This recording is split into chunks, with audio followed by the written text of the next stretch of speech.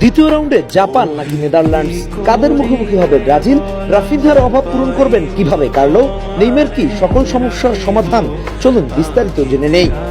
Group পর্বের 2 ম্যাচে মরক্কোর সাথে 1-1 গোলের ড্র এবং হাইতির বিপক্ষে 3-0 গোলের জয়ে 4 পয়েন্টস নিয়ে সি গ্রুপের শীর্ষে রয়েছে সেলেসাওরা। এখন সামনে স্কটল্যান্ড। এই ম্যাচে জিততে পারলে গ্রুপ চ্যাম্পিয়ন হিসেবেই দ্বিতীয় রাউন্ডে উঠবে ব্রাজিল, আর তখন প্রতিপক্ষ হবে এফ গ্রুপের রানার্স আপ দল, যেখানে সম্ভাব্য প্রতিপক্ষ নেদারল্যান্ডস অথবা জাপান। কাগজে কলমে দুদলই কঠিন প্রতিপক্ষ। নেদারল্যান্ডস তাদের গ্রুপ পর্বের 2 ম্যাচে জাপানের সাথে 2-2 গোলে ড্র করেছে এবং সুইডেনের সাথে 5-1 গোলের বিশাল ব্যবধানে জিতেছে। অপরদিকে জাপান নেদারল্যান্ডসের সাথে ড্র করেছে এবং তিউনিসিয়ার সাথে 4-0 গোলের বিশাল ব্যবধানে জিতেছে। তাদের এমন পারফরমেন্সই বলে দেয় ব্রাজিলের জন্য কোনো প্রতিপক্ষই সহজ হবে না। তবে খেলার ধরন বিবেচনায় নেদারল্যান্ডসের বিপক্ষে ম্যাচটি সম্ভবত আরো বেশি শারীরিক ও কঠিন হতে পারে, যেখানে জাপানের বিপক্ষে ব্রাজিল নিজেদের স্বাভাবিক পজিশনাল ফুটবল খেলার কিছুটা বেশি সুযোগ পেতে পারে।